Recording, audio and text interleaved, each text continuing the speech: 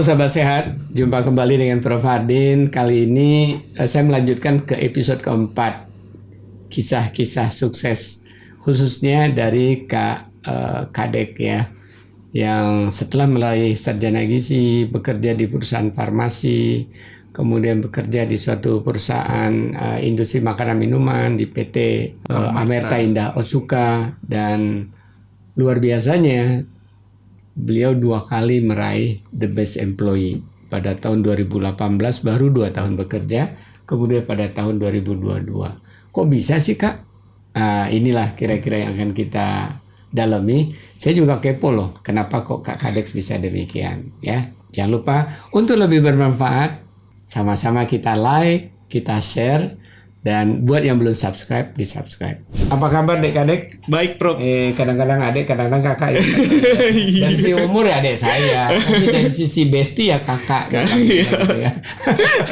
Bisa dipanggil bestie juga sih. Gimana kabar bestie Kadek gitu ya. Tapi ya, Kak Kadek kayaknya lebih enak. Kan banyak adik-adik dari lulusan SMA, masih mahasiswa ya, yang nonton, yang perlu banyak tahu nih gimana kiat-kiat Kak Kadek ini baca sukses. Saya dengar itu 2018 baru 2 tahun lulus sudah meraih Best Employee. Bisa cerita nih gimana kok bisa demikian? Baru 2 tahun di Otsuka ya, Prof? Ya, dia suka. Jadi ini sih sebenarnya waktu itu saya didaftarkan karena kan ada seleksinya gitu kan. Oleh bos, oleh atasan. Karena saya ini mungkin kurang bisa melihat apa yang saya miliki gitu, Prof. Jadi kebanyakan itu adalah orang lain yang menjebloskan saya ke. Biasanya itu orang-orang yang tulus biasanya. Iya, saya bersyukur banget. Dia berbuat sabodo amat dapat hadiah apa enggak ya. Berarti Kadek menurut saya memang orang-orang yang berbuat semaksimal mungkin dengan ketulusan. Akhirnya orang lainnya melihat ya. Jadi tadi atasan yang mengusulkannya. Terus? Iya, atasan yang mengusulkan. Akhirnya waktu itu juga saya, Mas Saipul waktu itu, Mas ini yakin saya mau ikut ini gitu.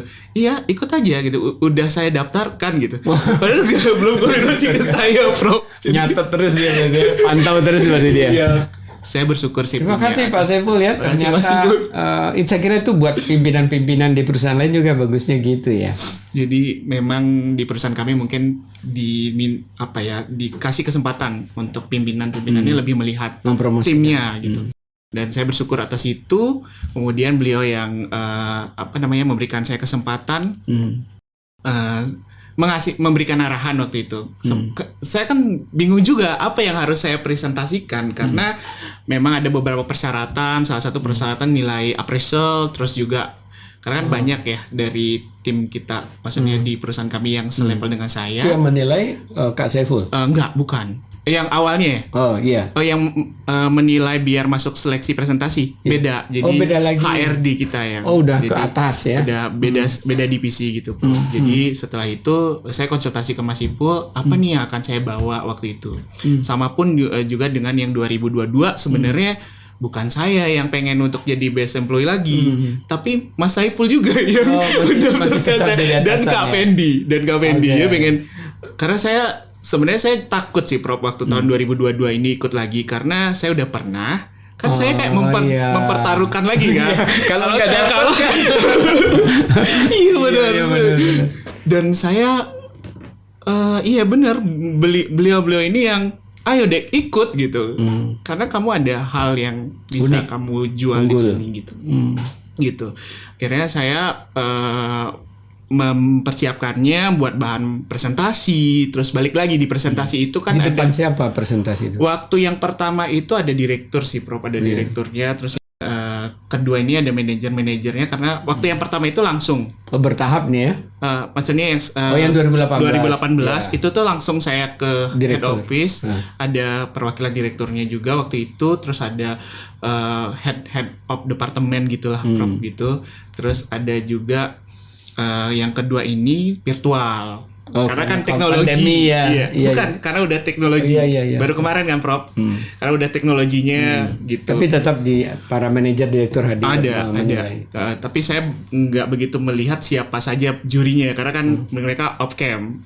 Oh, sengaja gitu ya. Ada beberapa yang off cam, ada beberapa yang on cam gitu. Jadi kan kita nggak tahu sebenarnya siapa yang menjurikan saya sebenarnya waktu itu. Kalau boleh tahu employee PT Amerta Indah Usuka di Indonesia itu berapa? Seribuan, Prof. Seribuan ya. Luar biasa Seribuan. ya. Dari 1000 to be the best. Ya tapi saya ada kategori Ya. marketing ini. Kategori marketing. Dan biasanya marketing itu paling berat loh. How to convincing people. Kalau orang-orang yang di laboratorium menurut saya kan tantangannya kan menemukan sesuatu ya. Bukan bagaimana terlalu meyakinkan Iya, orang. Tapi approach hasilnya juga harus diyakinkan. Tapi di marketing itu memang tadi praktek-praktek komunikasi yang harus luar biasa di sana ya. Iya. Dan kolaborasi. Betul. Ya. Saya pun belajar di situ, Bro. Ya, ya. Jadi yang Masih dirasakan belajar. sekarang setelah ditetapkan sebagai the best employee tahun 2022 di PT Amarta Indah Usuka, apa jenjang karir selanjutnya atau gimana atau is up to pimpinan? Oh iya, kalau yang pertama sih saya bersyukur karena saya berada di perusahaan yang sangat mengapresiasi saya, maksudnya mengapresiasi setiap karyawannya. Iya, Jadi menurut saya apresiasi itu penting. Jadi nggak cuma hanya menuntut harus mengerjakan A, B, C dan D. Ketika udah dikerjakan dengan maksimal, apresiasi pun harusnya dilakukan juga dan saya suka budaya kerja di sini, suka culture-nya saya suka sekali dan saya ada di tim yang menurut saya energinya positif semua. Wow, Mungkin Prof kemarin ikut Iya, di acara iya. kita, jadi Saya lihat ada Otsuka itu ternyata nama pendirinya kan, Bapak Otsuka itu. Iya, Saya biasanya lihat dipanggil di Bapak. sejarahnya. Dan itu ada memang ada kata-kata bijak beliau ya. iya. Jadi kalau kita menebar energi positif, maka cita-cita akan mudah dicapai. Kira-kira begitu ya. Benar juga menurut saya. Justru kalau kita banyak ada energi negatif sekitar kita, akhirnya kita pusing stres ya. Iya benar, jadi juga. kebanyakan ngeluh dan sebagainya. Itu sih Prof. Jadi lebih ke bersyukur sudah diapresiasi dan termotivasi juga. Tahun ini harus lebih baik lagi pastinya. Bukan cuman hanya untuk mengejar saya dapat best employee lagi, bukan itu yang saya kejar sekarang, tapi bagaimana saya Lebih baik lagi, mengimprove lebih diri baik saya lagi, sendiri ya. sih. Jadi lebih ke diri saya. Luar biasa itu udah jadi begawan tuh kalau udah begitu biasanya. Begawan. Aduh, seperti itu sih Bro. Jadi lebih kayak pengennya ngedevelop diri sendiri gitu. Penilaian orang terserah orang lain yang menilai. Ya. Jadi kalau cita-cita selanjutnya gimana nih? Untuk karir ya, Bro Iya. ya. Kalau karir sih pengennya harusnya sih memang tetap berprogres karena menurut saya hidup itu berproses dan harus selalu berprogres. Yang bisa saya lakukan adalah saya melakukan yang terbaik dalam setiap pekerjaan saya. Biarkan tim yang berwenang untuk menilai itu yang menilai gitu. Saya nggak mau ekspektasi saya terlalu tinggi. Orang-orang tulus tuh biasanya prinsipnya do the best ya. Iya. Lakukan yang terbaik, bahwa di balik itu akan ada aliran energi, aliran kesempatan, aliran finansial itu mengikuti gitu ya. Semesta mendukung biasa, karo semesta kata besti mendukung. sekarang Bro. Wah, Semesta mendukung benar, karo benar, kata besti sekarang Bro. Nah, ini tahu nggak kriteria-kriteria atau boleh diungkap nggak ya?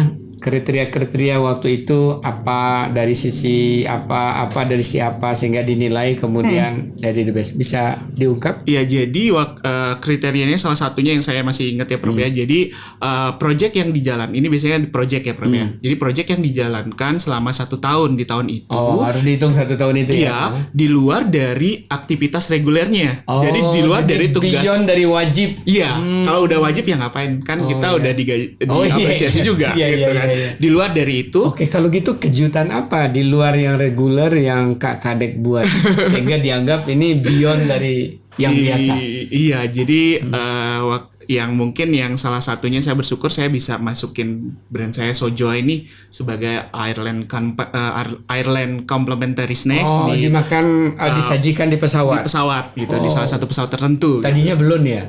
Belum ada gitu. Dan itu tadi bukan tugas ya? Itu Ini bukan beyond tugas. tugas ya? Beyond tugas. Wah. Jadi saya kayak itu balik lagi ke kayak kekhawatiran diri saya sendiri kan karena di pandemi kita turun ya Prof ya. Iya, iya. 2020 kita turun, 2021 mulai naik lagi. tapi waktu itu atasan kita pengen gimana caranya kita bisa ngebantu karena kan ada pabrik di sini kan, ada banyak orang yang harus kita bantu juga. Iya, Kalau misalnya penjualannya nggak bagus, pabriknya tutup, orang-orangnya nggak kerja.